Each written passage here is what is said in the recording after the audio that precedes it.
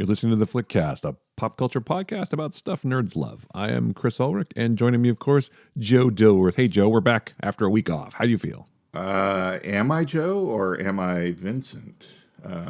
Vincent, I don't get it. Vincent D'Onofrio. Maybe I should laugh slightly, and we can analyze it to death and decide who I am. Well, it wouldn't be Vincent D'Onofrio. Well, it is Vincent D'Onofrio's. Well, we're going to get into that, obviously. Yes. We have to get into. After a week off, a lot of things have happened, so we have to get into Hawkeye, and we need to get into the Beatles, and we need to get into Star Trek Disco, and yes, there's been some developments. Yes, there's been some developments. Oh, and the Dances with Wolves trailer. Dances with Space Wolves. Dances with Space Wolves. I haven't seen any wolves in this entire show so far. No. We'll talk about that. So it should be raised by snakes, right? I mean, come on. By snakes or raised by robots. That's alliteration. But we'll get into that too. But first of all, it's good to be back with you. We took a week off for Thanksgiving, which is nice. Spent some time with the family. Yes. Did all that kind of thing. Had some turkey. Ate way too much food, as I sometimes do. I did, and it was glorious. I'm still full. Just for a day. Yeah, I'm still full from Thanksgiving. Yeah, I am too. And of course, you always say, "Oh, I'll never eat again," but that's not true because you have a second plate later. I always do. So. Oh, and then my favorite the next day is leftovers, and especially when you make the leftover sandwich. And sorry, I'll stop. But no, that's okay. Yeah, sandwiches are good. I like sandwiches. It's a great invention, Earl of Sandwich. Thank you. Yes, I think maybe Earl of Sandwich will be my pick this week because. You know, we owe a lot to that guy. Shout out to Earl of Sandwich. Yeah, shout out. There you go. We will pour a sandwich out for, I don't know. That doesn't really work. We'll just cut up a super sub from someplace. Although it can't be Subway because Subway is horrible. So it's got to be someplace else. Yeah. They are terrible. Sorry, Subway. You're just not good. There goes our any sponsor money. There goes the Subway endorsement. Yes. Oh well. Well, that's okay because I would not endorse or take money from any company I don't personally agree with. So I would not take Subway money because I don't like their food, and so. But I would take Thundercloud Subs as a place here in Austin. I would take that, and also I don't know. I take Jersey Mike's money. Jersey Mike's, yeah. We used to go to Jersey Mike's a lot, but now we're more of a T Cloud as they call it here. So we're more of a T Cloud fans. But no one cares about our sub sandwich discussion, probably. So let's get to the nerdy stuff. Although nerds have to eat, I think. So. Right, and they should eat responsibly. So they should eat responsibly. Wow. Thanks, Dad. They should not go. I mean, don't live through the McDonald's drive-through. Is all I'm saying. And don't go to Subway. Eat local. Find a local burger place. Find a local sandwich shop. There you go. And there you go. Eat local. I like that. Yeah. Eat and drink local. Yeah. So, all right, Hawkeye first or Disco or what do you think? Let's get into Hawkeye because. Let's get into Hawkeye. Yeah. All right, so there's been 3 episodes of Hawkeye now. There has, yes. And I got to say, we talked about this before. I admitted that I was not that excited about a Hawkeye show. I was like, okay. I mean, it's not because I don't like Jeremy Renner or it's not because I don't like the character of Hawkeye. It just was. I was like, okay, fine. If you're going to do it. However, as with many things, I'm a convert. I'm enjoying the show a lot. So, yes, it's really well done. Yeah, yeah, love that Haley Steinfeld. It is, it is got a lot more humor than I anticipated it having. It's pretty funny. Yeah. Jeremy Renner. I mean, he's probably one of those people who's sort of sarcastic in some ways. I mean, I don't know the man, so I don't really know, but.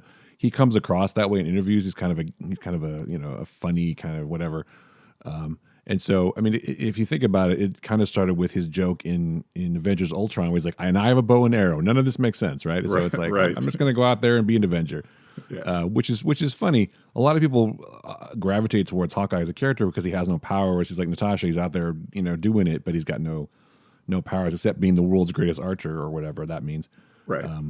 Well, he's kind of our intro character, right? He's the everyman, normal, non-superpowered guy. So he's our entry into it. And, even in the movies, as you said, made, the comments along the way that, we would imagine we would make. It's like, I just got this bow and arrow. I don't know what the hell's going on, kind of thing. So, well, unless you got trick arrows, which this last episode. Yes. We should also say spoilers for Hawkeye if you haven't watched it. Although if you haven't watched it, why not? It's quite good. Please do. It's very pleasant. It's enjoyable. It is very pleasant, and it's a good holiday romp, if you will, too. Exactly. But I'm enjoying it a lot, and I guess we should just go right to the big sort of controversy in this last episode. Uncle, who is Uncle? Is Uncle Wilson Fisk?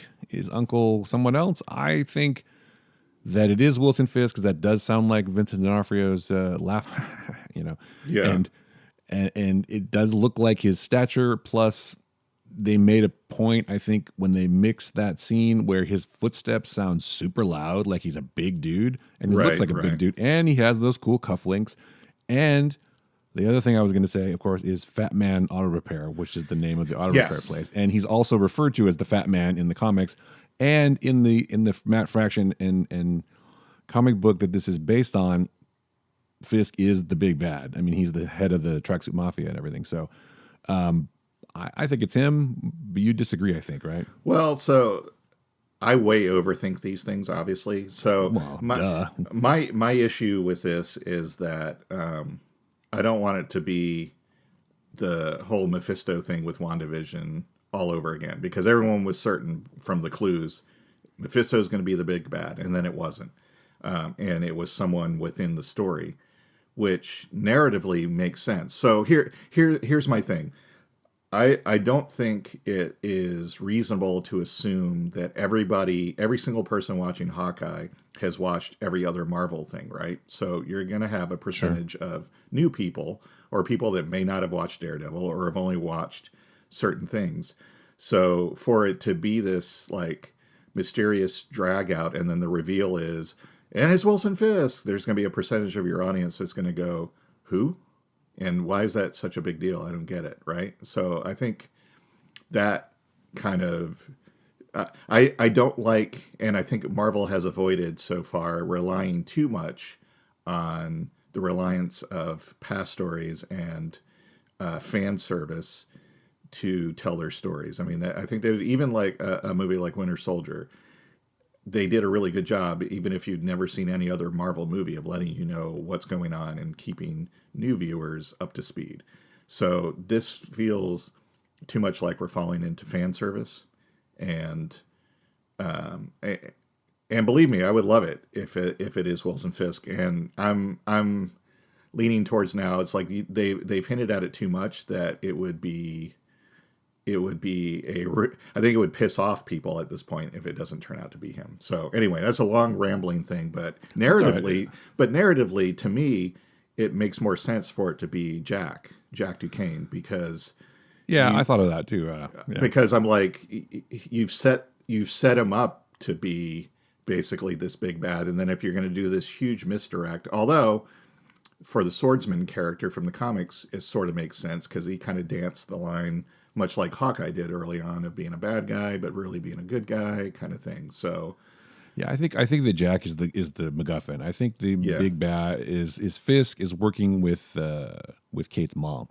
So I think what's going to happen is, I mean, you don't need to know who Wilson Fisk is to know that they've already established that someone else runs the crime, and they haven't shown it. And some uncle is somebody. So if uncle is Wilson Fisk, or if uncle is whatever, this is a great time to introduce Wilson Fisk into the more canon MCU if we're not talking about Netflix. So you don't have to know who he is to know that he's the kingpin who runs all the stuff. He runs the tracksuits. He runs everybody in all the crime. So he's the Duke of New York. He's a number one. He's a number one. Yeah.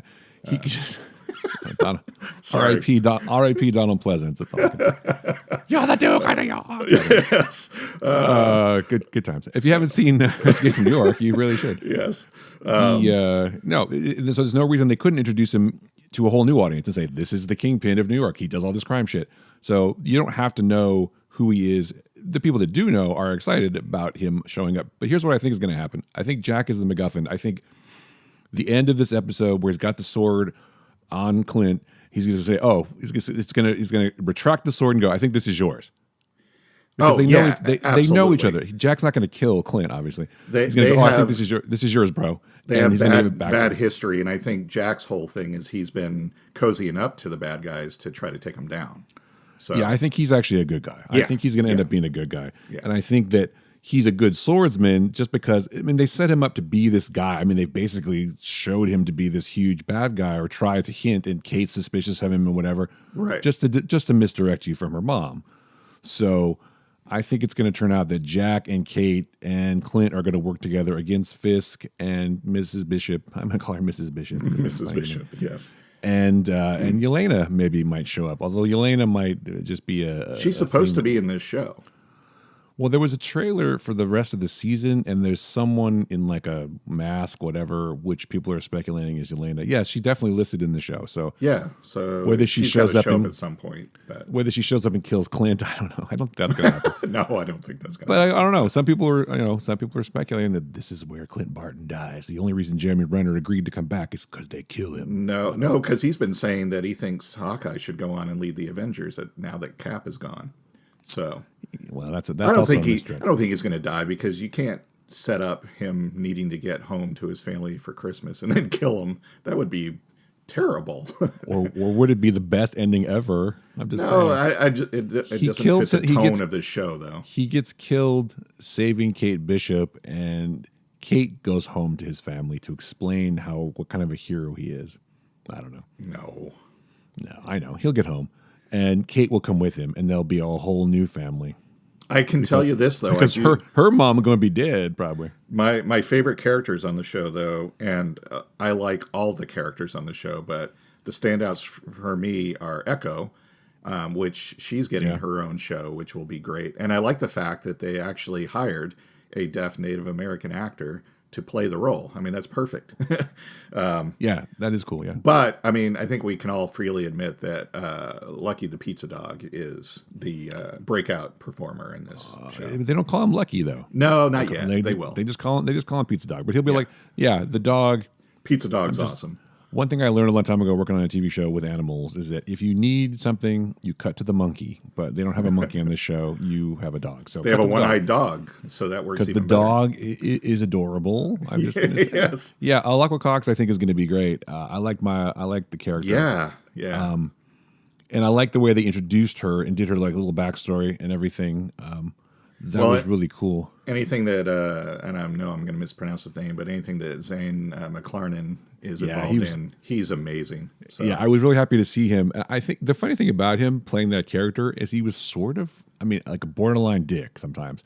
Right. She's like, I thought I was going to the deaf school. He's like, nah, sorry, honey. No, sorry, can't afford it. But That ain't going to happen. But he was kind of like, I don't know. He was just, because he's obviously a bad guy or just got into above his head. yeah, With the tracksuits, but he's definitely in a tracksuit in the other flashback at the dojo. the tracksuit mafia. Those guys are great.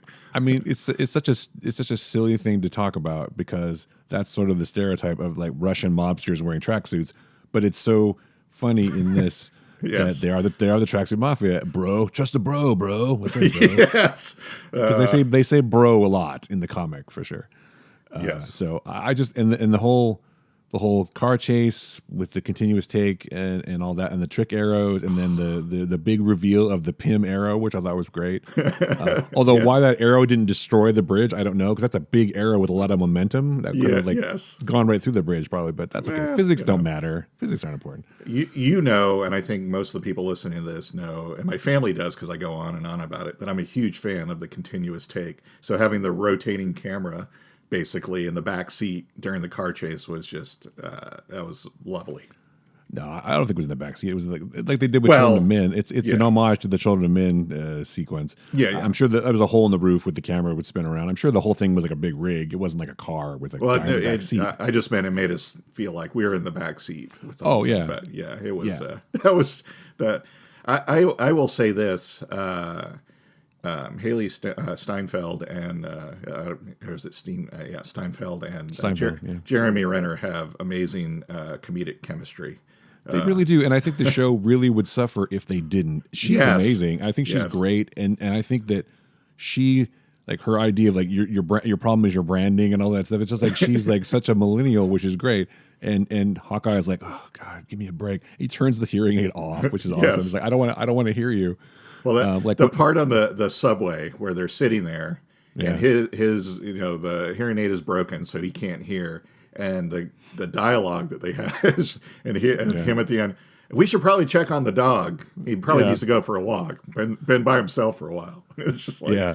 Well, and he says you are one of the greatest archers. He admits it, but then she doesn't necessarily know or whatever. But yeah, yeah. There's some good stuff, and they managed to squeeze in a lot of like character development too, which I appreciate. I mean, like him trying yeah, to talk to his son on the phone when he can't hear, yeah. and all That that was stuff. that could have been played for comedy the way they had to do it, but it was very like poignant It was. scene. It was like, wow, that was It great. was, and then of course her just cutting his tape so she can sign with him, and finding out that he can't really sign, and then retaping him, but in the back, because Kazi tapes him in the back so he can escape. Yes. I mean, that's it's the little things like that which I appreciate in these shows, and then Hawkeye showing what a great archer he really is, taking out everybody, but not killing them, Yes. Yes. just incapacitating them. Yeah. Shots in the shoulder, and although that guy probably will never use that hand again, but that's okay. That's all right. He didn't need it. Even the minor characters in the tracksuit mafia guys are good too. Like I have Imagine Dragons tickets. yeah. Yeah. Like, Talking about what? the argument with his girlfriend. It was like, what? But it wasn't like it fit. It was great. Yeah. But actually, it's funny you say that. I mentioned that for another reason too, because they do talk about dragons a lot in this episode, They do. which I thought was interesting because maybe for a moment I was thinking, oh, maybe there's some kind of Ten Rings connection to the tracksuits. Maybe. So maybe it's Shang-Chi's dad who's uncle, Yes, maybe that's it instead. because in Chinese mafia tongs and whatever, uncle is a term of endearment for someone who's very who's powerful and revered. So, That's true. but it sounds like Vince D'Onofrio. I mean, It does. And I'm like I'm saying at this point, if it isn't him, I think it is. They're doing very with the Mephisto thing in WandaVision. I think that was people really reaching for clues. But in this case, they're really pushing that. If it turns out to not to be him, I would say that is bad on their part and a really horrible misdirect. So it's got to be Fisk at this point. So I'm coming around to it. It kind of does. I mean, there's a lot of clues, and I think it's really going to go the way we said, where Jack's going to give Clint the sword, and I couldn't get your armor, dude. Sorry, I tried to help out with that. Well, and it kind of fits because before the big battle, they've got to have. And maybe this is because I've seen too many things like this. There's got to be the moment where because I don't think Kate knows yet that Clint used to be Nobody Ronin. knows. So But I think Jack might. I think Jack might know that he was. I think Jack knows, but I think Kate now finds out, and then she's like, why was I even trusting you, and all that kind of stuff. Right, because they have to have a moment where they are in conflict for sure. Right. So that's going to come up, and then obviously Echo. They got to resolve something though with Echo in a way because she's getting her own show, and in the comics she turns out to be a hero as well. Here's the other thing that I was thinking though. Maybe it wasn't Clint in the Ronin outfit who killed Echo's dad. Maybe it was Jack. Oh. Yeah, you know what? I didn't think about it because they Twist. Well, so here's the thing, because I know they show the year at the beginning for the Battle of New York, but do they show the years for, I mean, they just show 2007 for Maya, but then when she's grown up and sees that, they don't say what year it is. Well, you could make the case that it probably was, if you figure out how old Maya is, it was probably during the snap time when Clint was going berserk and killing people. But we don't really know, and But maybe it's not, and maybe that's another reveal that it turns out to be Jack, and maybe that's why he is taking down the bad guys. He's trying to atone for what he's done in the past. Maybe, or it was just Clint, because Clint was killing a lot of people. He did. But they were all bad. They were. So, and the other reason too, I think, mainly because she's in the cast list on Wikipedia and on all the PR announcements that Elena will show up in this, is because they are doing a lot of references about Natasha and Black Widow and stuff. Definitely. So it seems it would make sense for her sister to show up too. Like, hey, I want to kill. So basically, it's going to be like everyone's going to want to kill Clint in the final episode. So Right, but he didn't kill. I mean, I've forgotten already why, because I watched Black Widow obviously, but I forgot why she was sending her. Valentina was sending her to because this is the guy that killed your sister. Is that what she said? Right? Yeah. Yep. Okay. Yeah. But that's not true. Obviously, there's going to have to be a moment where he explains it and goes, "No, dummy. Like, no, I tried to kill myself, but she wouldn't. Let I me. tried, but she wouldn't let me. She sacrificed herself to save everybody. Don't make that a hollow thing, whatever." And obviously, Florence, Elena's going to come around because she can't kill Clint, or that's what happens at the end. She comes in for the last 5 minutes. Clint is walking up to the house. That'll be the end credit scene. And she snipes him from a distance, and he dies on the doorstep of his house. There you go. And it'll be like the dark ending of Hawkeye that we all wanted. It'll be like in Endgame where he shows up at the door and his daughter comes after he disappears like, Dad? And she'll do the same thing, Dad? Oh, I guess no one's there. And then it'll pan down and there'll be a dead Hawkeye. So. Or she'll kidnap him and torture him. I don't know. I don't think he's not gonna die. That's little. No, that doesn't fit the tone of the show. I mean, maybe I'm wrong, but it seems like Jeremy Renner's still pretty happy to play Hawkeye. So I think he's. I mean, let's be honest. He's the lead though in Mayor of Kingstown, and he does a great job, and it's a really good show. Have you seen Wind River? It's got Elizabeth Olsen in it too. No, I have not. But I don't know. I think I would like to see him do a more out and out comedy because his I don't know what it is, but just the comedy riffing in this show, especially between him and Haley, is just great. I was like, wow, that worked much better than I thought it would, and there's much more of it than I thought there was going to be. So I think she's going to go far. I think that she's going to become be a big star. So I first saw her in the remake of True Grit, and she just was unbelievably good in that. And I'm like, wow, she's going to go places. So I'm surprised that she isn't all over the place already, but I think she's being very careful in what she's picking to do. But hey, now she's got a long-term gig as Kate Bishop. She could show up in movies and her own show. Right, now she's in the MCU. So yep. But she was already in that Dickinson show on yes, Apple TV that's too, really good too. It is. It's basically done, I think now. So yeah, I think they just aired its final season, but that leads to more Hawkeye. Yeah, although exactly. The new Avengers. Anyway, Young Avengers. Yeah, Young Avengers. Yeah, the new Avengers. I really enjoyed Hawkeye. I think it's just a surprise. It's one of those things where you're like, you go in with low expectations or no expectations at all, but then you are pleasantly surprised by how good it is.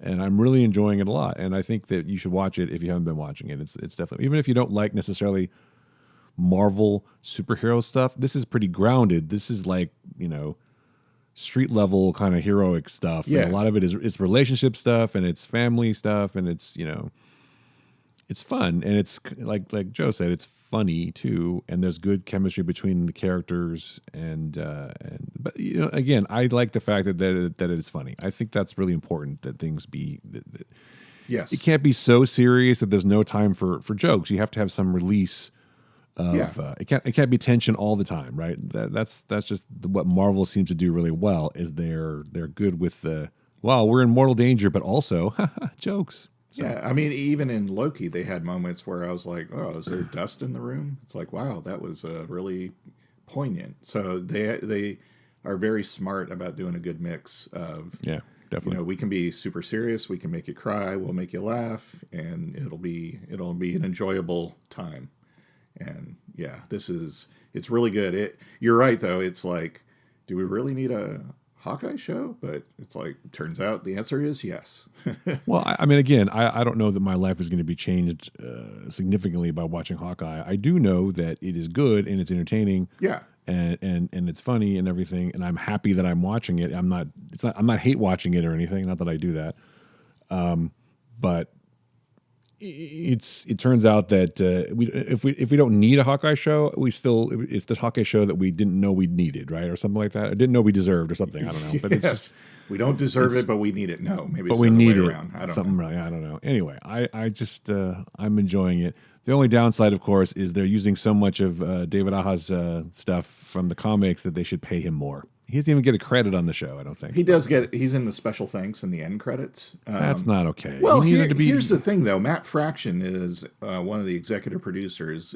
If I would have thought so, I'll bet, and I don't want to. Well, I guess maybe I'm talking bad about someone. So I bet Matt Fraction's like, hey, here's all the designs and everything for the comic, and consulted on the story because he wrote it, and they were probably like, hey, we're great, we're going to use all these designs. There is multiple points at which he could have said, because he's an executive producer, hey, listen, we need to give this guy some more credit because you are using his stuff. And I find it hard to believe that they wouldn't have said, oh yeah, you're right, because they've done that with previous creators on stuff. They're like, oh yeah, like Bill Mantlo for Rocket and stuff like that. So it just I don't know. I mean, we're gonna boycott and all this kind of stuff. I'm like, I get that, but I don't know. I'm not saying that people should boycott, but I think that the idea There's that people that are supposedly boycotting it because well, I mean, it's not like Disney's not notorious for trying not to pay people.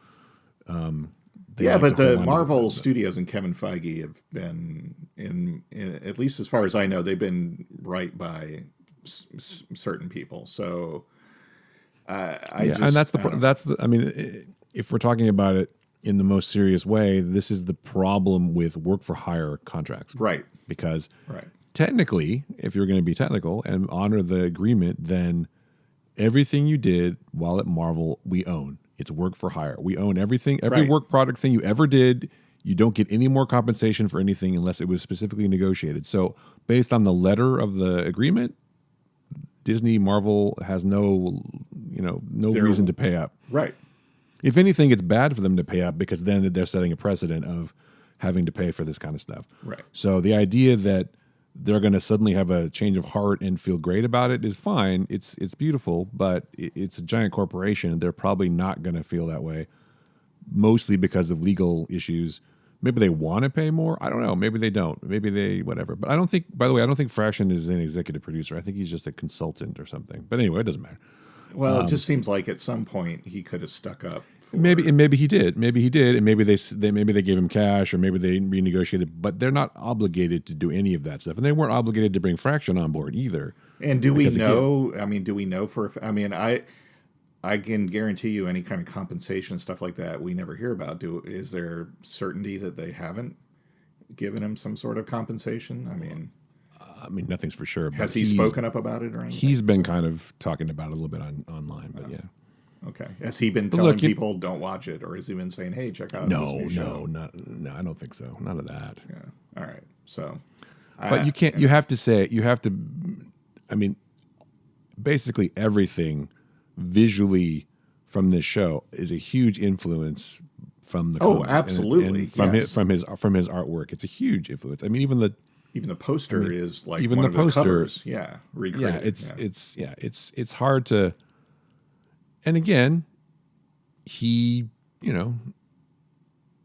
was a work for hire. I mean, it was, here's the money and you got paid already and you don't get, Yeah, I mean, I mean, the work for hire contracts were terrible, but they're absolutely a problem and have always been. But at the time, even up until recently with the Hawkeye miniseries in the comics, but especially going back to when Superman was created, nobody had any idea that they were going to turn into what they did, and that there would be, streaming TV shows and DVDs and podcasts and stuff like that. So, it was like, hey, great for your work. Here, you got paid. I mean, it's like, me coming up with some cool technology thing at my job.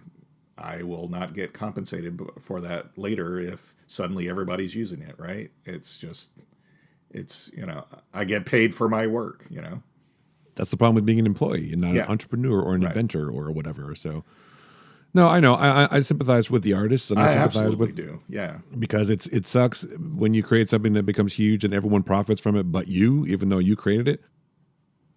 But I don't know what to say. It And sucks for everybody. I will say Marvel, Disney, all of these mega corporations are well within their legal rights. I totally believe that, but it's Yeah. not the right thing to do. They Well, should right. be, There's legally right and there's morally right, I yes. guess. So But again, morally it's they are wrong, but legally, unfortunately, it's what, like we said, it's what they signed. And again, yeah. nobody knew at the time. I think I would wager either work for hire contracts are different now, or you're less inclined to get any superstar artists that are going to agree. That's why I think in the last few years, like Brian Bendis and a bunch of other artists and writers have signed like exclusive deals with like either Marvel or DC, and I bet those contracts have very specific. They're probably like pages and pages of stuff in there, whereas the work for hire contract still Yeah. probably exists and is probably still terrible. But you have a lot of people who are like, I'd love to work for Marvel or DC. I'll do it. I think that Well, that's it. Yeah. what it comes down to is, and there's never been a better time to do this. Excuse me. Create your own stuff, make your own stuff, and that way you keep control over it. And I know it's like there are a lot of artists today that are like, yeah, I'd love to do that, but I dreamed as a kid that I would draw Spider-Man or I would write a Spider-Man comic. Sure. Yeah. But know that either going in that you're not going to get, all you're going to do is get paid for that specific work you do, or play hardball and negotiate your contract and maybe lose that gig. And again, I'm not defending the companies. I'm just saying this is, same thing with like people going, oh, Disney, suing people making fan films, or CBS suing people making Star Trek fan films. At the end of the day, they own it for better or for worse. And if you try to make money off of it, or make a career out of using their IP, they're gonna come after you. And right. You're diluting their brand. So. It sucks, and morally it sucks, but legally I do understand why. And maybe Well, you're just a corporate shill for Marvel and Disney, then, yes. aren't you? No, but at the when it comes down to it, it is wrong, and they should do better by creators whose work they are making billions of dollars off of. They should. I agree with you.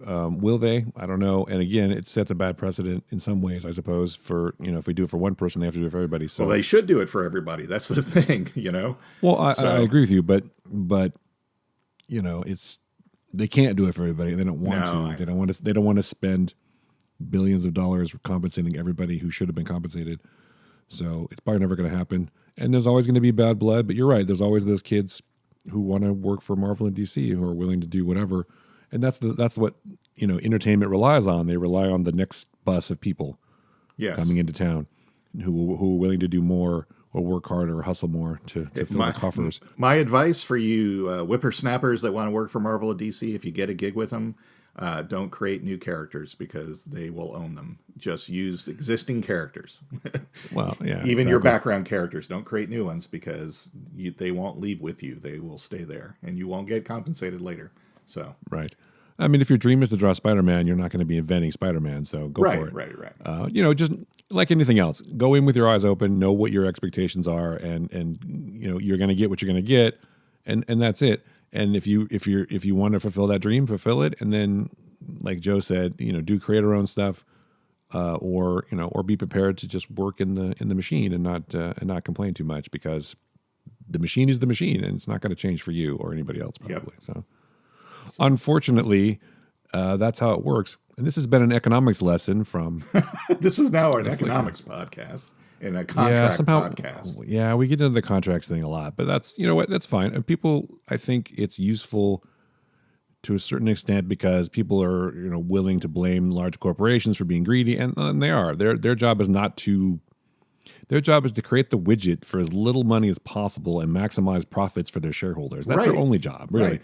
And so, if you're not a part of that, then you're a part of the problem, and they're gonna I think they can take a little bad publicity from disgruntled authors and writers and artists It's not going to change the fact that the Marvel movies make billions of dollars. I guess my only thing to people that are up in arms about it is like, but you've known how this is how it works. I mean, it's not any great secret. They are a business that are out to make money, always have been, and this has been a thing forever. So to be like suddenly surprised by it, fans are up in arms because artists is being. It's like, yeah, that could be a story dated from like 20 years ago.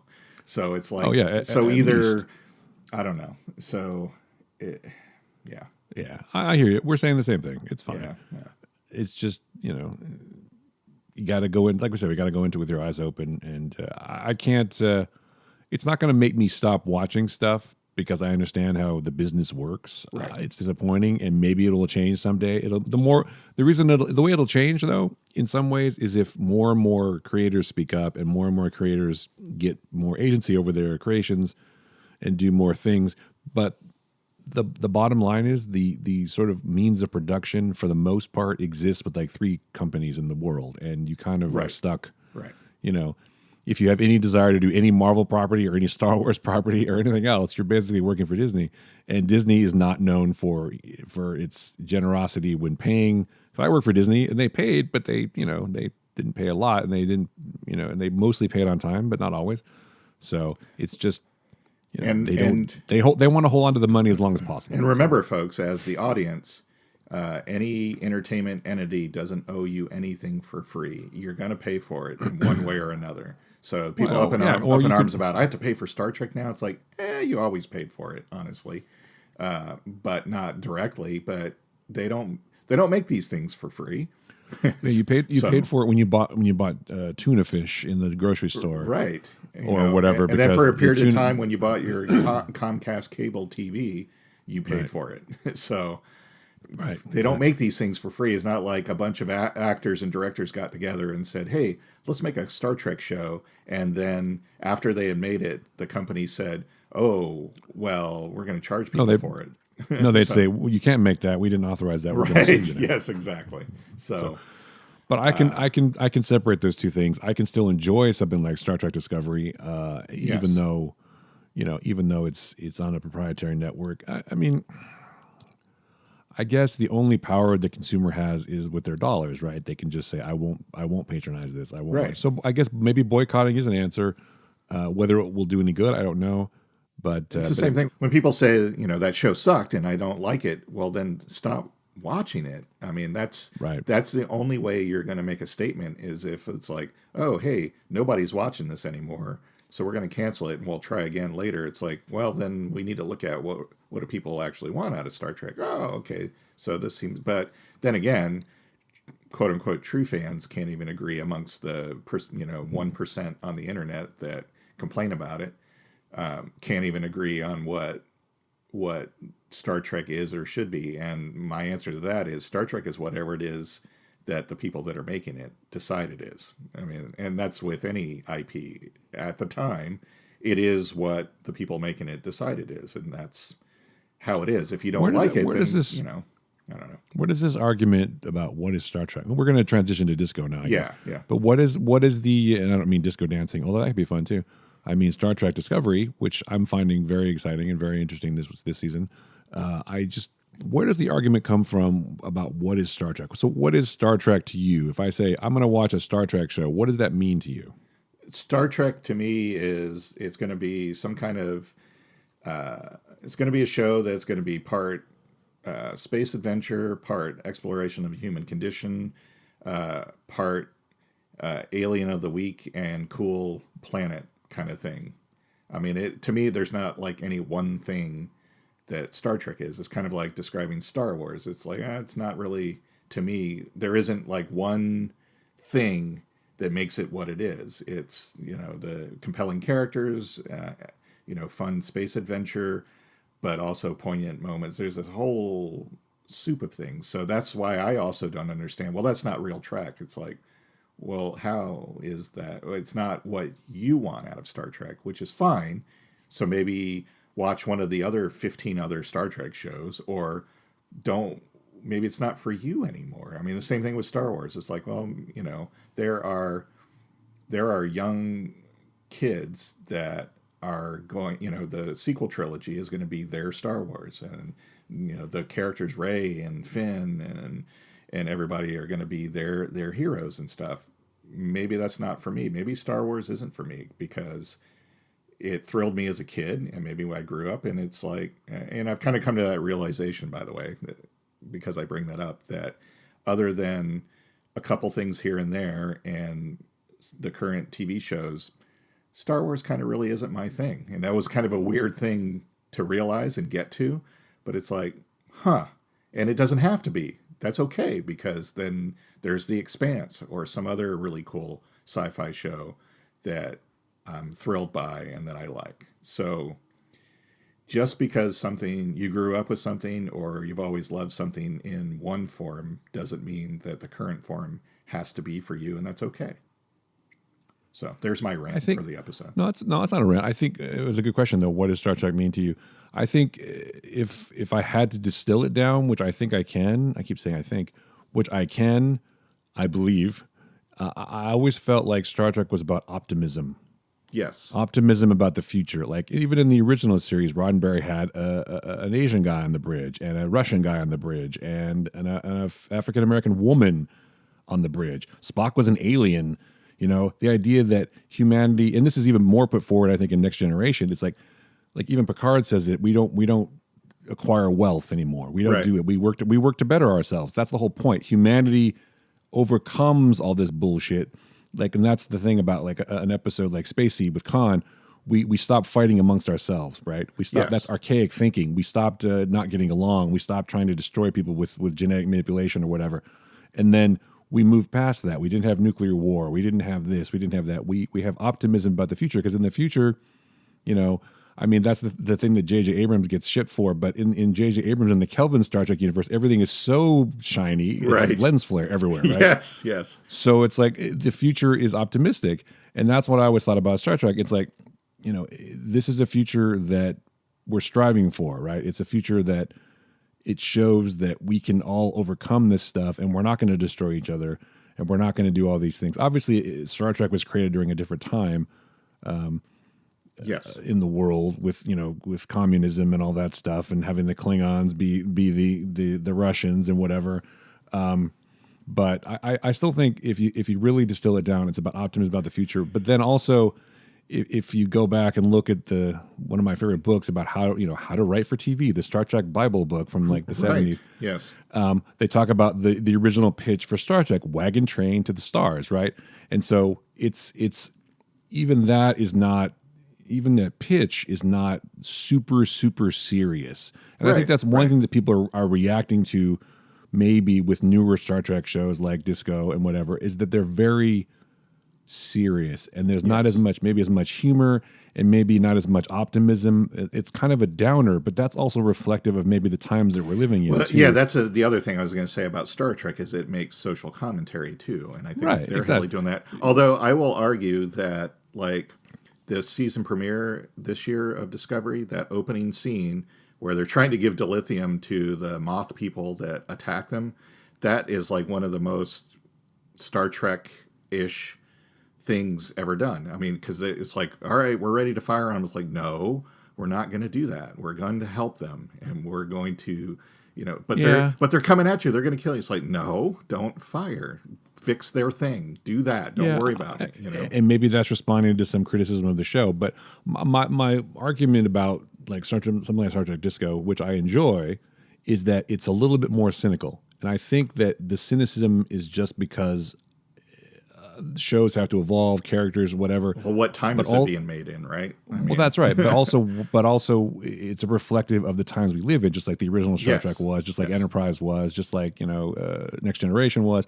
It's like we're in maybe more cynical times right now, and so our programming in that, I think, is the essence of Star Trek. Is it's examining societal situations through the glass of a sci-fi show, where you can talk about this stuff without having to like Discovery's doing a lot for representation with LGBTQ people and all that kind of stuff, and that's great. And it's like those things are finally coming out. I mean, you can assume that there was gay characters in Star Trek from the beginning, but they just didn't talk about it. Right.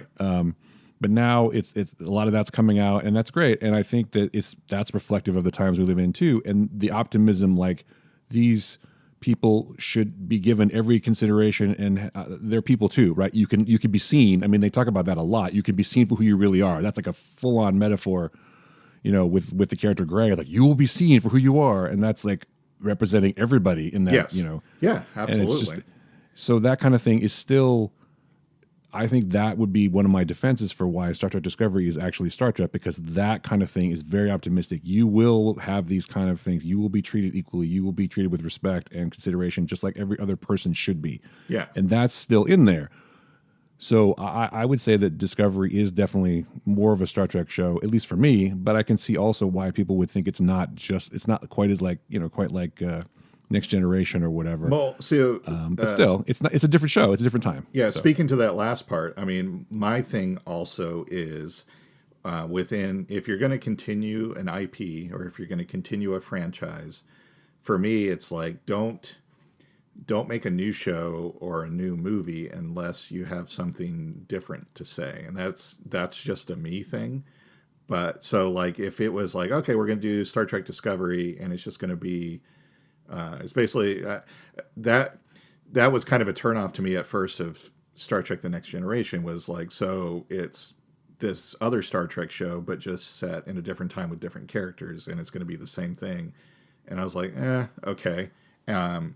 There's a lot of it I like, and it grew on me, but that's what I liked about Deep Space Nine. It's like, okay, so it's going to be on a space station, and then the last 3.5 seasons of the show are going to involve this whole war arc and all this kind of stuff, and bring in more serialized stuff. I'm like, oh, okay, this is very interesting. This is something different, something new. And then Voyager is like, well, it's just right back to here's 7 main characters on a ship. Yeah, it's in a different quadrant, but at the end of every episode, everything will get put back where it was, and then we'll go on to the alien of the week next week. And it was like, well, it's a retread. So to me, I'm like, do something new and different with it. So Discovery, it's like, wow, this is, in the same universe, and it has a lot of the things I'm familiar with, but they're doing something new, and they're still telling social commentary. They're still telling exciting space adventure, but they're doing something new with it and something different. And they have pointedly tried to do that with all of the new Star Trek shows. Picard is very different than Discovery, and that has a different thing, but it still explores, in my mind, the same kind of themes and ideas that make Star Trek Star Trek. Strange New Worlds will go back apparently to a little bit more of the exploration, Planet of the Week kind of thing. So I'm kind of waiting to see how that works out, but I still feel like because of the writers they'll have and being cognizant of not repeating themselves, that it will be familiar yet different. So even the animated shows, Prodigy and Lower Decks, they're doing something different. So it's like the people that are complaining about, well, it's not Star Trek because it's not people on a ship exploring. It's like, you have that. Go watch that. If you love that, nobody's taking that away from you. Go watch that. But this is going to be something different, because why retread and retell the same thing? And maybe that's probably why I like Last Jedi so much, because like Empire as a middle movie of a trilogy, it did something different. It wasn't just like, well, here's another thing that's coming to kill us, starbase or whatever that we have to go destroy, and it didn't follow the formula. It did something different. The movies on either side of it were basically, they were Star Wars movies.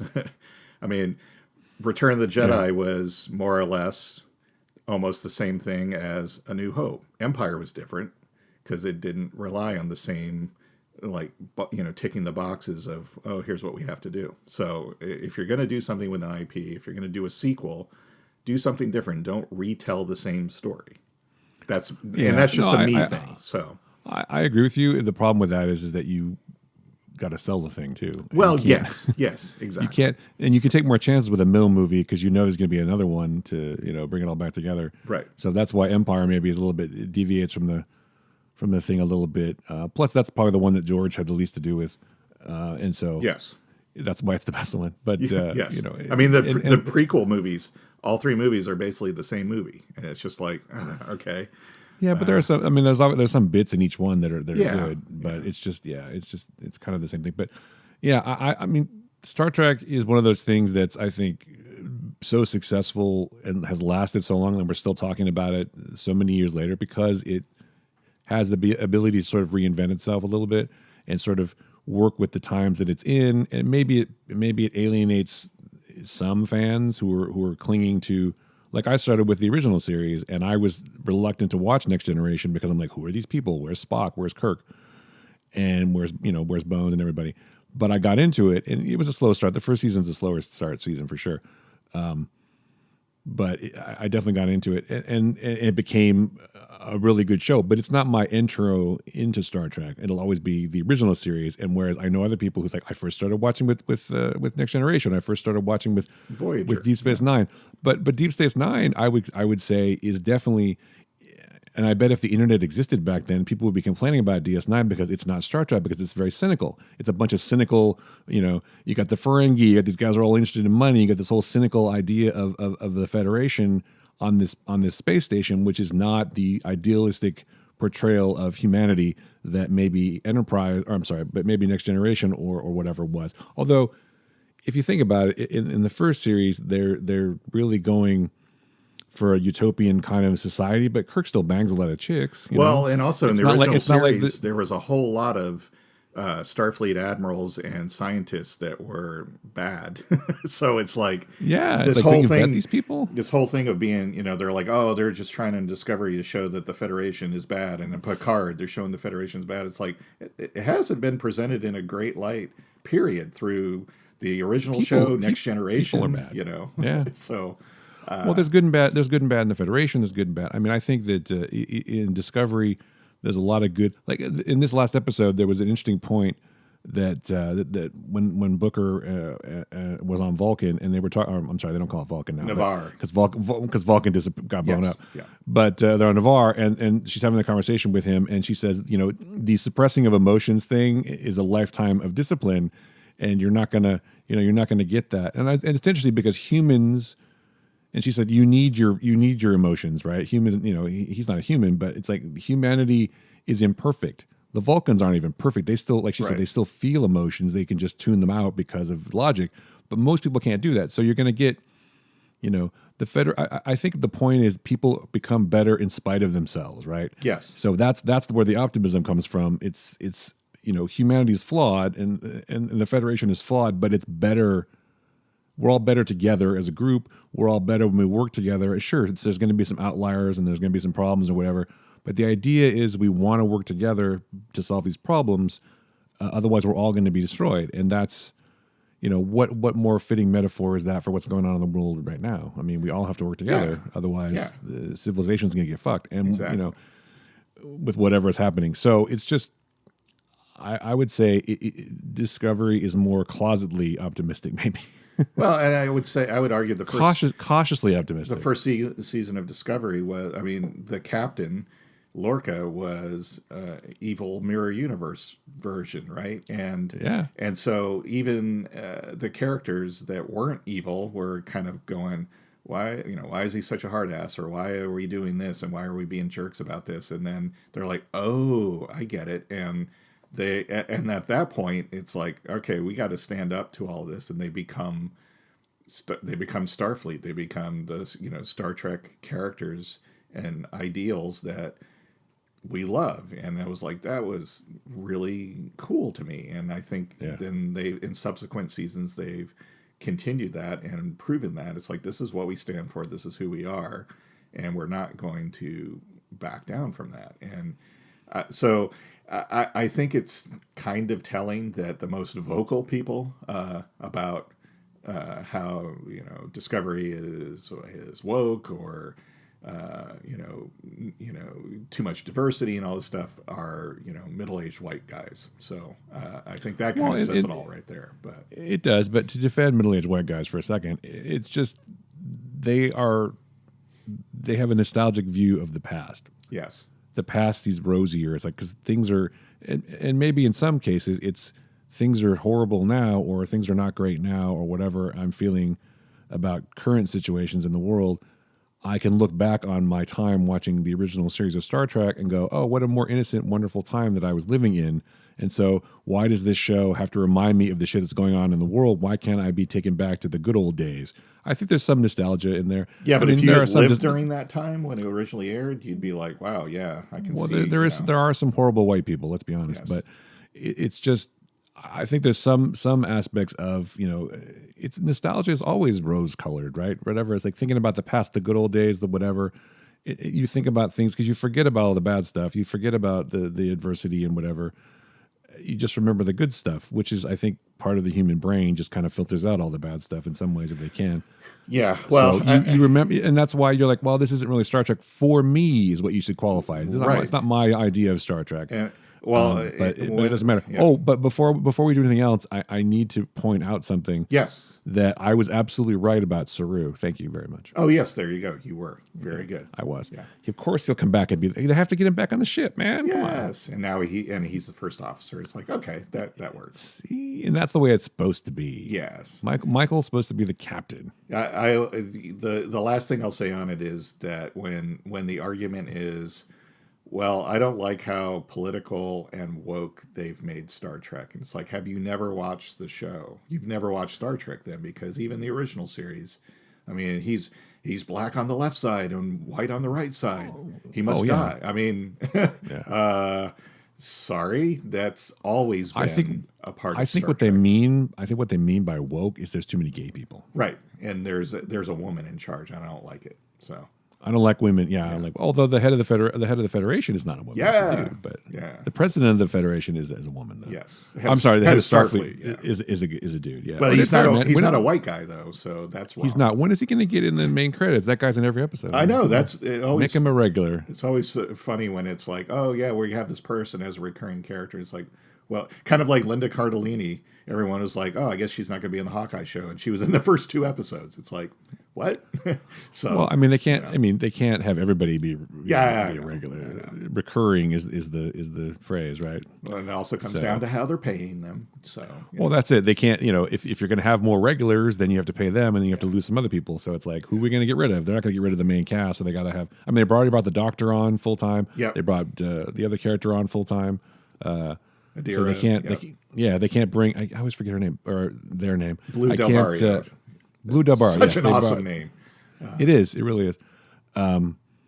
So, although you have to wonder if they can't be too expensive at this point. But anyway, but yeah, I mean maybe those characters are only going to be on the show for one season. It's possible too. Yeah, who knows? Maybe they'll leave. Like Booker might leave at the end of the season, maybe, or die. Who knows? You just want everyone to die at the end of every season, don't you? For every show, you're just because because that kind of thing happens. That's not the trend anymore, though, Chris. The trend is to kill them off in the first episode. Right, exactly. just like Invasion. By the way, is he back yet on Invasion? No, because next week is the final episode. The next week is the season finale. Yeah, okay. He's not back. So. I'm sure he's going to come back at the end. It's going to be it's going to. Yeah, the final shot of the first season is Sam Neill waking up in the hole. He comes up out of a pod or something. I don't know. Exactly. And that's the end. Or he's walking down the street, goes, ah! Starts screaming at people who are not pod people. But you're right. All the reviews of the show are like, oh, it kind of struggled over 10 episodes, but everyone is like, but Sam Neill is awesome in it. I'm like, yeah, for the 20 minutes he's in the show. No, he's literally in it for 20 minutes. Yeah, right. It's not even that much. It's like, so what does that say for everyone else? It's in every other episode. If they're like, well, but Sam Neill is awesome in this. It's like, wow. I don't know why. We don't talk about Invasion very much, but I don't know why. But I'm still interested in the show, even though there's something off about it to me. I don't know what it is. It's just not, the writing is not fantastic, but I'm still interested in seeing what happens, if that makes any sense. I don't know. I'm not like I said, I don't hate watch things. I'm just interested. Like I'm still watching, like I watched all of Foundation, which I didn't love everything about that, but I still watched it. I'm watching the show Vikings. Did you ever watch that? No. Well, speaking of Vikings, I only started watching it because you talked about Raised by Wolves coming back in second season. And Travis Fimmel, who's in Raised by Wolves, was the main Viking in Vikings. I see. So yes. Raised by Dancing Wolves. Raised by the Dancing Wolves. Yeah, that looked like a pretty good a pretty good trailer. Obviously, the show is going to get bigger. We're talking about Raised by Wolves, the HBO show that Ridley Scott did or is doing. They had a new trailer for season 2, which doesn't come out until next year, but that's fine. February, though. It's coming up pretty quick. Yeah, looks like the stakes have been raised, as you do in the second season of things. Yes. So I just hope that the main android, I hope she gets a new outfit, because that's got to be annoying to have to wear that rubber outfit every day at work, you know? It seems like it wouldn't breathe a lot, and you'd just be like, yeah. Just get me out of it. I mean, they're shooting in like Antarctica or whatever, Iceland or where the hell they were, but it's like, damn, get me out of this thing. Well, you know, in the close-up shots, they're probably not wearing pants, so... You know, that helps. The whole thing is pants. It's like all one thing. Yes, it is. It's a onesie. It's a rubber onesie. Which it is a rubber onesie, which I don't understand, but that's fine. Her and father both have to wear rubber onesie. I mean, David never wore that shit in Prometheus. Exactly. He had a fucking outfit. Here's what I've noticed about shows like Invasion, Raised by Wolves, Dance with Wolves. Come on, Foundation. It's obvious that those shows have a multi-year plan, because those shows, and probably some others that I've seen recently, it really feels like the first season, especially if the first season's only like 8 or 10 episodes, it feels like it's all like a setup for the story. It's all world building setup. Yeah, and so I'm okay with that, because I really like world building and I like very intricate universes, but I can see how that can be off-putting to other people that are more interested in just casually viewing a show, because you really have to pay attention. And I'm assuming that's probably the same with Invasion, that it demands that it's not something you can put on and go make dinner while it's on. You got to pay attention to. And Foundation's very much like that. Raised by Wolves is very much like that. You definitely do. Yeah, it's not something you can just do other things with. But right. I think you're right. I think part of it is that something like Apple TV Plus is like, Apple's like, sure, you can have 3 seasons. We don't care. Yeah. They're just building their network like HBO Max is trying to get content, so they probably made a multi-year deal with. I mean, if Ridley Scott comes in the room, you're like, this guy's probably got a pretty good track record. We could probably give him 2 or 3 seasons of the show. Yeah, no problem. And so I'm sure the same thing happened with Foundation and probably with Invasion. I'm sure Invasion has 2 or 3 seasons, but yeah, it's a lot of it's set up, and I don't really have a problem with that. But it definitely looks like in season 2 of Dance with Wolves, they're going to do Dances with Wolves. They're going to blow some shit up. I mean, there's like ships and there's like all kinds of, you know, and I can't remember hardly any of the characters' names. I haven't seen the show in months, obviously. I know Mother and Father and Campion. Yeah, but the guy who's Campion, that's right. Travis Fimmel's character, I can't remember his name, but he's like even weirder in this season. It looks like. It looks like he drank the Kool-Aid, because holy crap. Seriously, here's the thing about him though.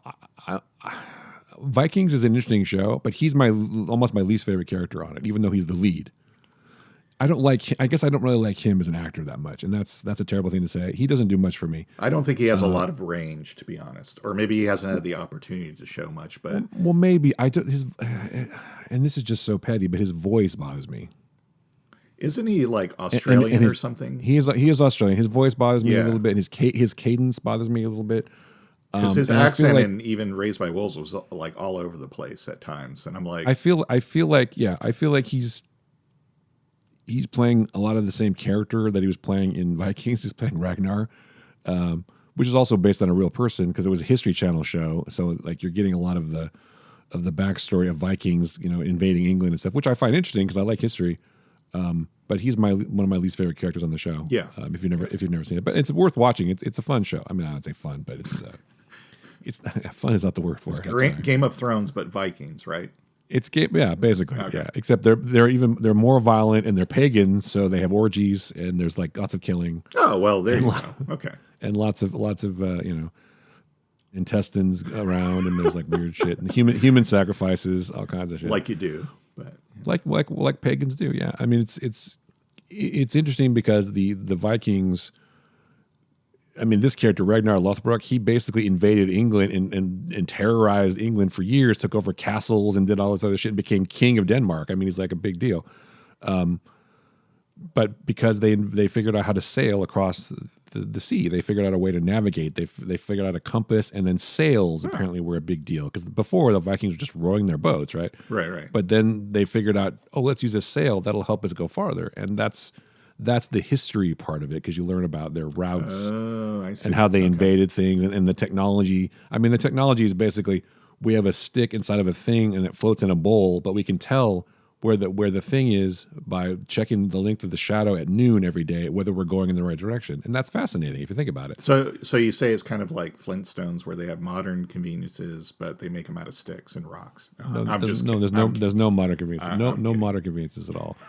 But you do get some historical stuff and some knowledge, which I appreciate, and you also get a pretty good adventure show. I mean, that's not my pick today, although maybe it will be. I don't know. The Travis Fimmel character, or the actor, doesn't do a lot for me. So whenever he's on Raised by Wolves, I'm less interested. Yeah, that's fair. And then on Vikings, I'm like, well, he's interesting, but what is his wife doing? What are the other kids? What's his brother doing? His brother's more interesting too. So I don't know. Anyway, I'm happy to see Raised by Wolves come back. I thought it was a cool show, and I will definitely watch the second season. We got a lot of good sci-fi shows. I mean, Expanse is coming back in a week or two, right? Yes. That's exciting. I mean, it's bittersweet because it's the final season, but still, I think it's cool. And I will definitely be watching, and also sad that it's over. I'm glad they've got to tell the whole story they wanted to on TV. I mean, I'm hoping that right after the final episode airs, they'll announce that they're going to make the rest of the books, because there's a significant time jump at the end of the 6th book, which is like 30 years or something crazy like that. And I don't know how they would I don't know if they would age up everybody to do the show, but I have a feeling, because of the success of it, that they'll do the rest of the story at some point. So maybe when the actors get older.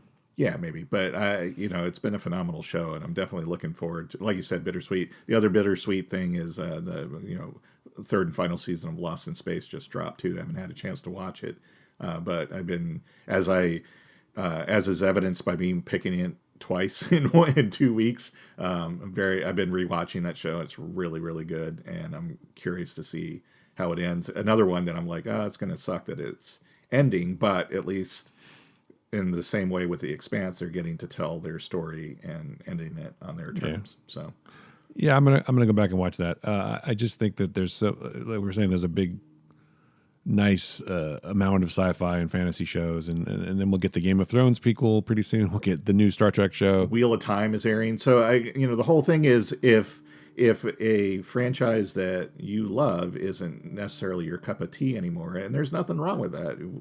People change, and as times change and as they grow older and their tastes change, it's okay to say, I'm going to still watch and still be a fan of this era or this section of this show or franchise that I've loved, but now there's a universe of shows out there that you can love and that you can watch, and it seems silly to me to hate watch one thing because you want to prove how terrible it is when you could be watching other things. And I know, there's people that make YouTube careers out of that.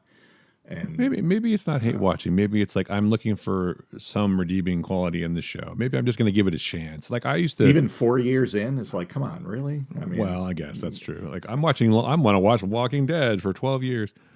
Right. But some people, you know what, man? Some people love that show. I gave up on it after like three seasons. I was like, yeah, you know what? This isn't for me. And I went on. I didn't start a YouTube channel, and I don't, yell at people every week for still liking it. It's like, yeah, to each their own. I can see why there are people that like it, and that's great. Enjoy it. Have fun with it.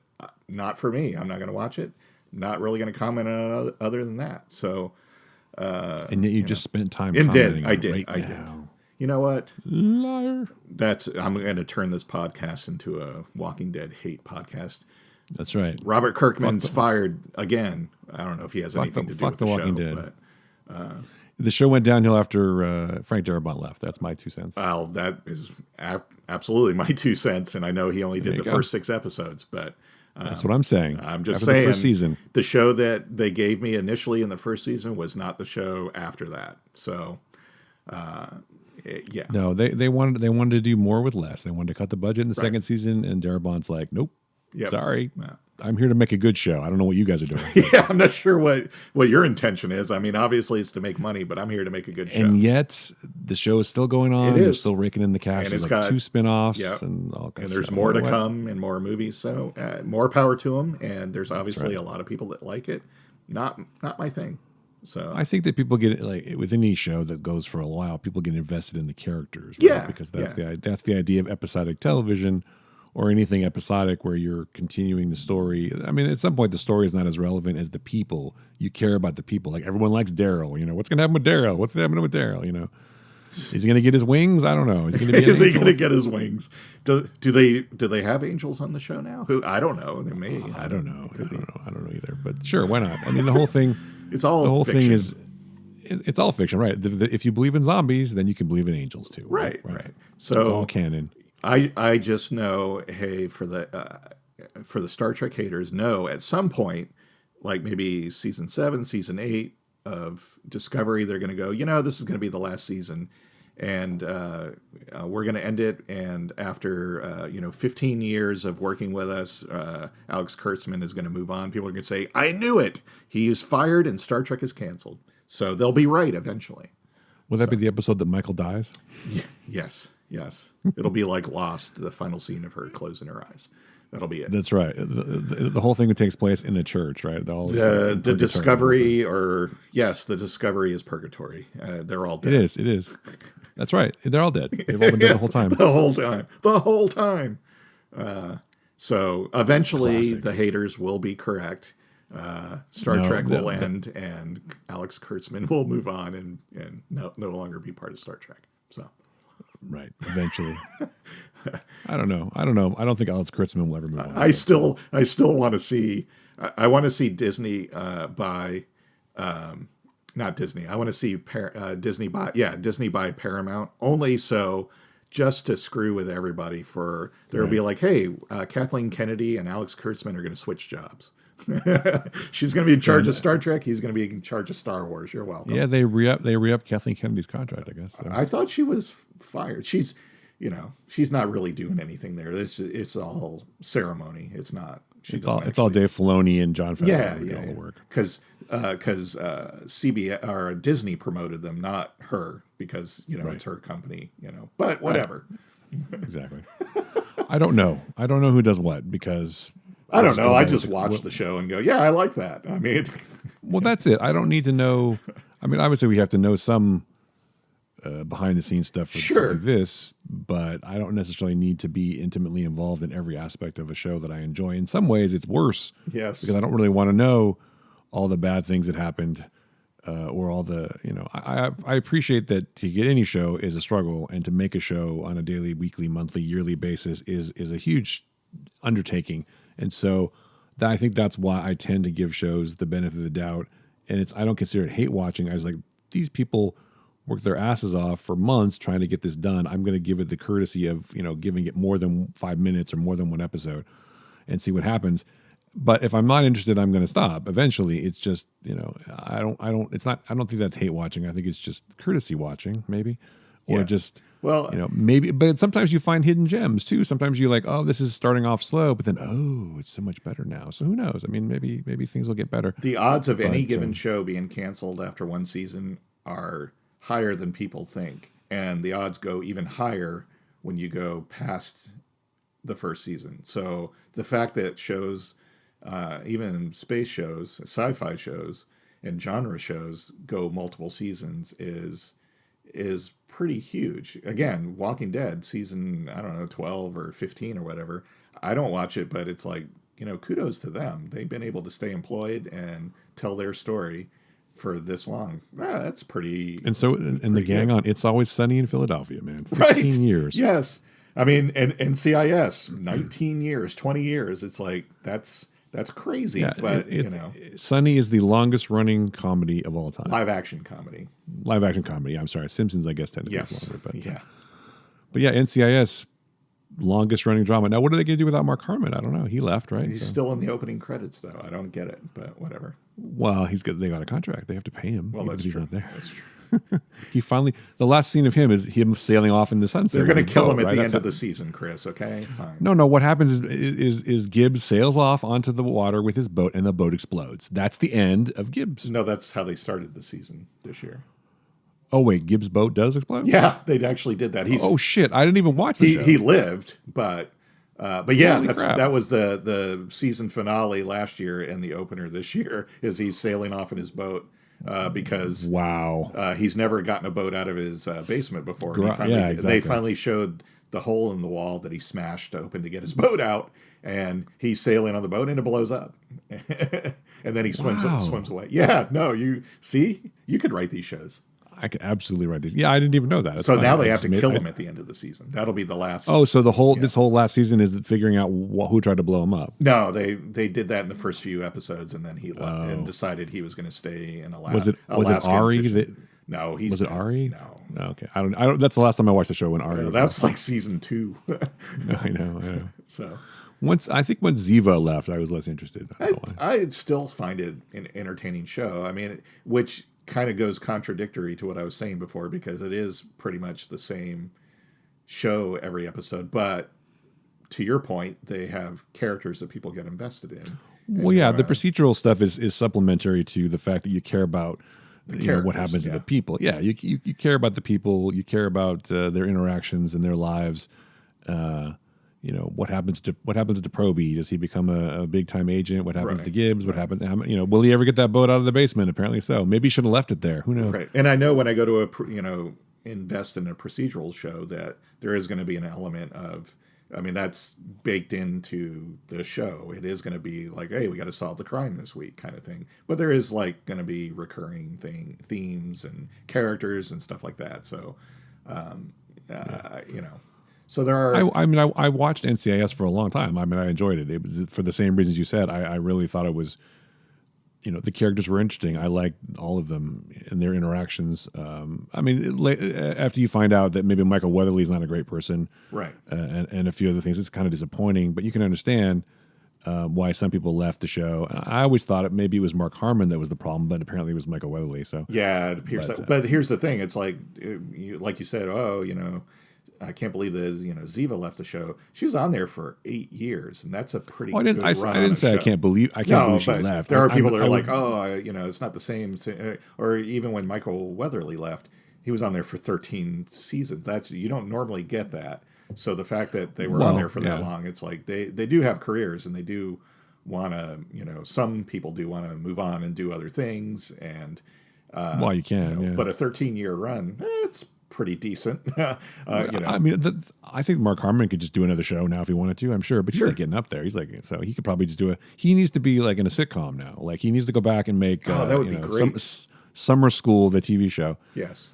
Where he sits on the beach feeding peanut butter to his dog with his hands. I don't think he needs to play another federal agent character because he's kind of done. He's been there, done that. Yeah, if he even wants to act anymore, because I feel like he's probably got enough money to just chill. He could just be producer because he still has, I think, executive producer credit on NCIS. Oh, I'm sure. So. Yeah, him and Pam Dauber could just fuck off to Colorado. Yeah, she was even in his storyline in the final season that he was on. Oh, nice. Yeah.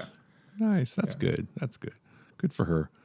Again, I have nothing against NCIS. NCIS is one of those shows that's popular with the olds too, like CBS in general. People like the olds. It's comfortable storytelling, but even 19 years on, you put on your slippers and you watch NCIS. But even 19 years later, the stories are still compelling and still interesting. So, anyway.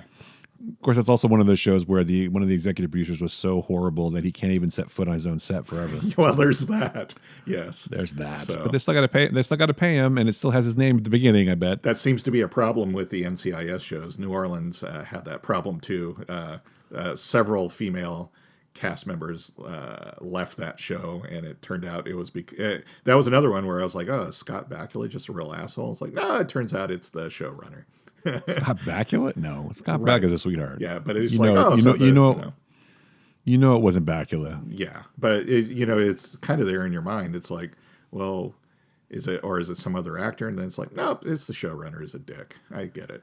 So Well, I think with NCIS, it was a pretty prominent figure on the show, running the show, created the show, yes, who has a terrible reputation. I won't get into it, but yeah, and I think there was a lot of hijinks on the show, which is why what's her face left at the beginning. I can't remember her name, the actress who was in the first like 2 years, but then she got killed. yeah. She got killed at the end of the like first season, I think, or something. Yeah, like that, yeah. she's like, "F this is horrible." Yeah.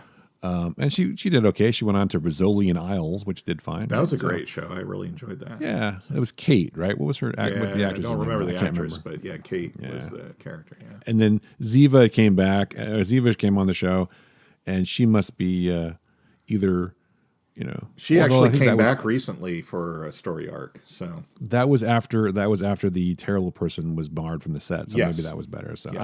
anyway, it doesn't matter. This is the history of NCIS After Dark. So our new podcast. yeah, exactly. But there are toxic people in Hollywood that might shock you, but there are also some great people No. too. So it's like in any workplace, there's going to be dicks and there's going to be But nice people. Alec and- Baldwin did not pull the trigger. So don't even. I'm not going to start on that. That one is still no. This is no. okay. Yeah. No. Anyway, let's. We were going to talk about the Beatles Get Back, but we've already talked about a lot of stuff. Yeah, I so think that's going to have to let's wait save until next time. Let's get back to the Beatles next week. Sorry. But that is going into our next segment. Get Back is going to be my pick for the week because Yeah, you know what? I was going to say the same. I was going to say that too. It's if you're not aware of the Beatles, first of all, then I don't know where you've been living for 100 years. But yes, the Beatles were an amazing band. I don't even have to tell you who they are. But Yes. there's a new documentary series, I guess, technically on Disney Plus, directed by Peter Jackson, based on. Compiling together hundreds of hours of footage and audio recordings of the Beatles recording the album that would become Let It Be, right? yeah, So yeah. it's an amazing look at the creative process. It's an amazing look at the band itself and the members of the band, and how there was always this sort of feeling that that's the record that broke them up. They were always angry because the original Let It Be movie was kind of much painted them in a much different light. It made them all seem like they were fighting and all seemed like they hated each other. But the thing that I got from this, and I'm sure you would agree, is that there were so many lighter moments. Like I saw an interview with Ringo, and he's talking about, we were having fun. Yeah. It was like 3 weeks of work, and the original movie was a bunch of us looking like assholes to each other. But we had a lot of laughs, we had a lot of fun. We did a lot of drugs and whatever. But Sure.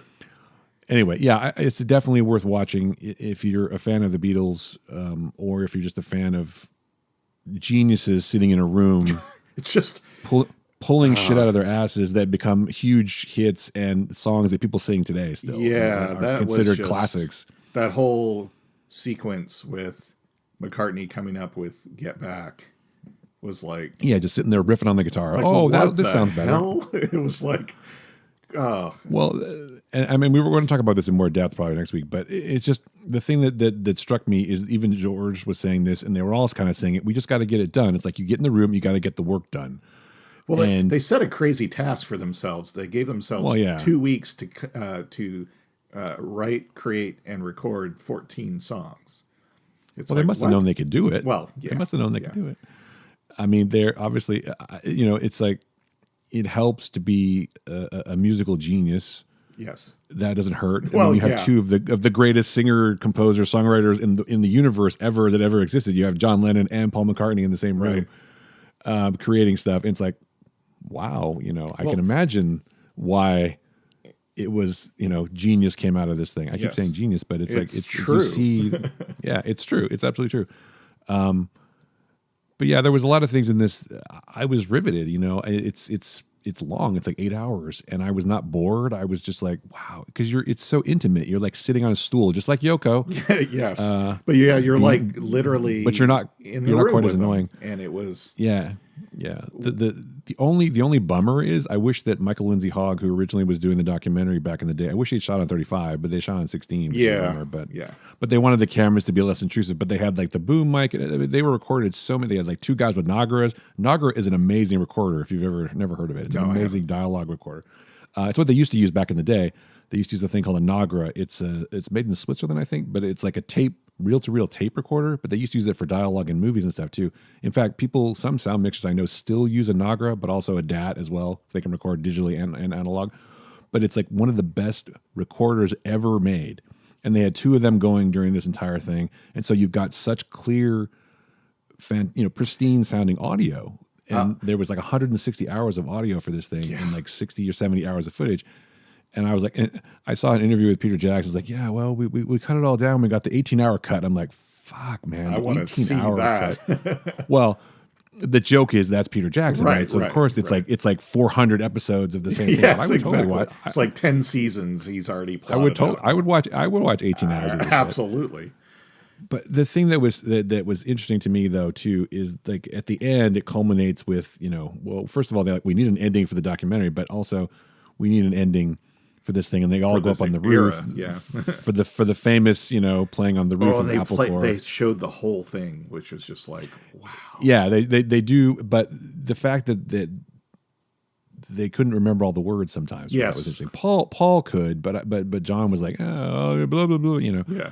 So these geniuses are still fallible. They're still people, which I thought was interesting. But my takeaway from it is, obviously we'll talk more about this later. But my takeaway is that I've been a Beatles fan since I was a kid, and have always been in my mind this like stratospheric, like there's the Beatles and then there's every other band and musician, right?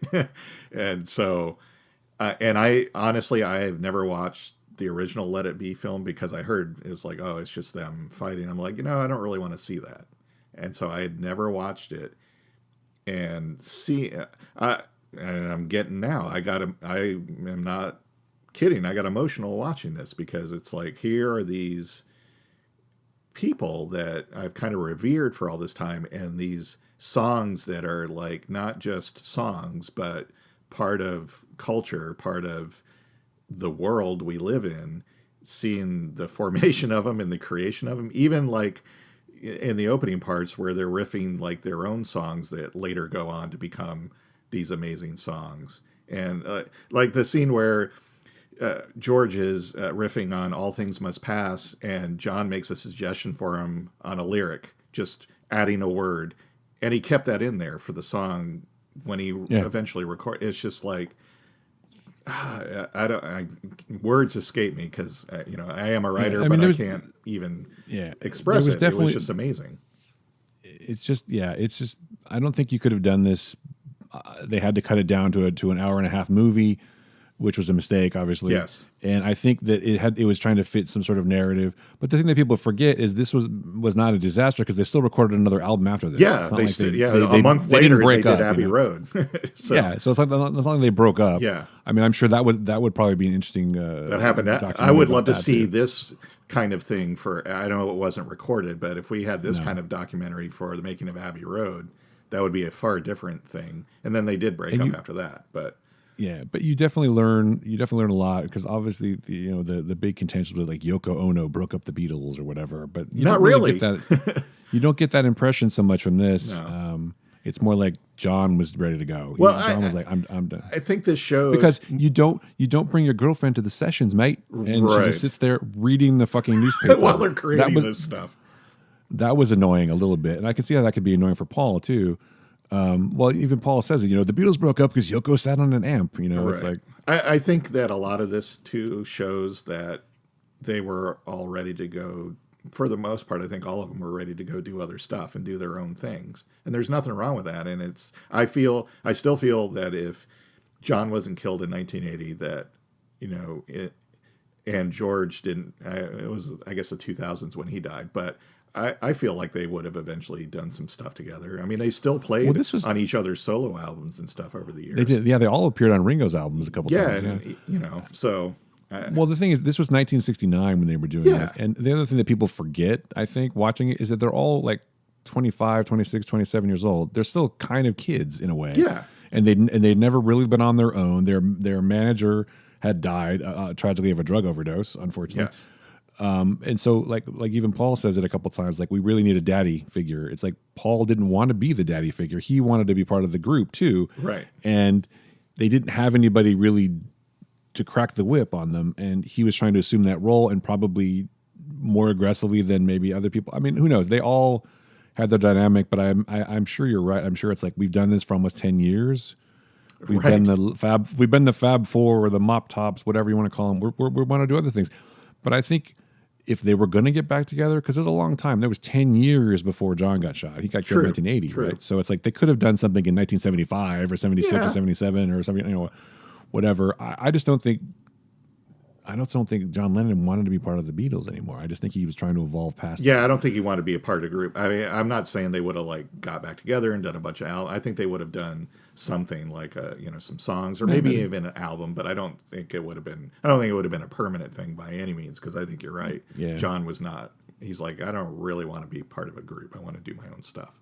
So he was done. And George too. I think George felt marginalized. And that's something that comes across, that he's like a repressed genius in some ways. He has a lot of good ideas and everything, but they treat him kind of poorly. I mean, there's even that thing in the documentary where they have that recording of John and Paul talking. They don't have any video from that, but they have the plant sitting there talking about how they kind of treat him like shit sometimes. Well, George quit for a day during that. He left. He was like, I'm done. Of course, the rumor is that he quit to go on a bender, but I don't know if that's true. But he comes back. He came back with Billy Preston, so it was all better. So, well, that's the real takeaway, and we should go after this. Billy Preston saved the Beatles, basically. Because John and Paul were talking seriously about asking him to join the band at one point, and I think that was during. I think that might have been during Abbey Road, but they wanted him. And I often wonder if he had joined the band, if he might have been something that kept them together or allowed people that wanted to leave, and they might have continued. But I think you're right. John was just like, I don't really want to be in a band. I want to play with interesting people. But yeah. The other thing that struck me about this is that Billy Preston is a black dude, right? Yeah. And if you look around in the documentary, he's the only one. Yeah. And he's the only one on the roof. He's the only one. I mean, it had to have been. They don't talk about it in the show or anything, but there had to have been a lot of. I mean, there must have been some kind of problem with that. Maybe, I don't know. It's just maybe. But the thing with Billy Preston is like you see him and you're like, this guy is a fucking savant, because he can play the piano, obviously, but he's like picks up every other instrument and can play it. Yeah.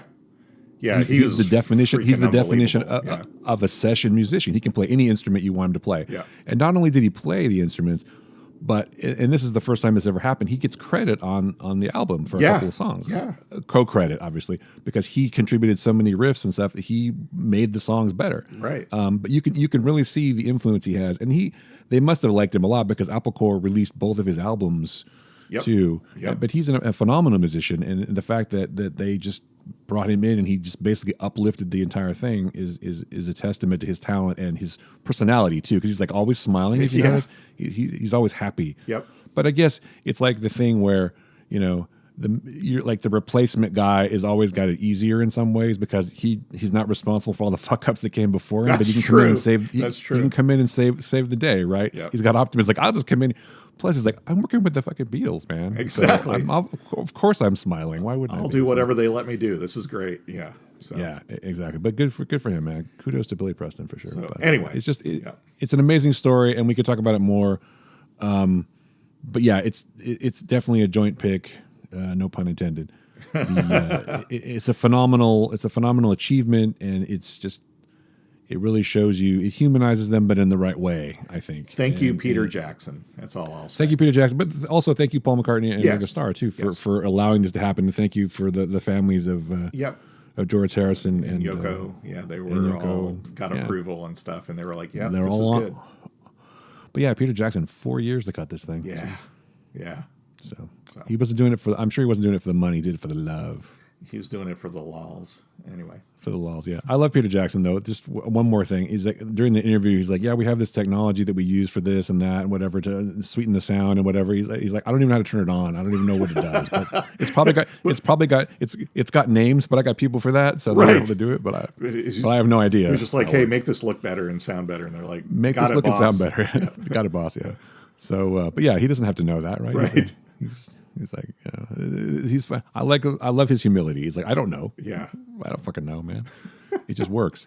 Yes. So anyway, so find the Flickcast at Stitcher and Apple Podcast and Spotify and all the other places you find podcasts. Find Joe and I on the socials. Joe is at What Joe Writes. I'm at Chris Yu on Twitter and at UlrichPix on Instagram. And also the Flickcast is on Instagram at the Flickcast. We have a Patreon, patreon.com/theflickcast if you want to give the show a couple dollars and support our efforts. We'd appreciate that. Rate and review the show if you can, especially on Apple Podcasts, but any rating is appreciated. And we've also done new branding for the shows, new logos and stuff, which I think look better. Oh, definitely. I love it. Trying to modernize stuff a little bit, not get stuck in the past. We don't want to, we want to be moving forward and progressive. That's right. As it were. So anything else, Joe, or did I cover it? I think you did. I think we're good. Well, good for me. I'm a professional. You are. Or something. All right, cool. So for Joe Dilworth, I am Chris Ulrich. That was the Flickcast. Thanks so much for listening. Thank you, everybody.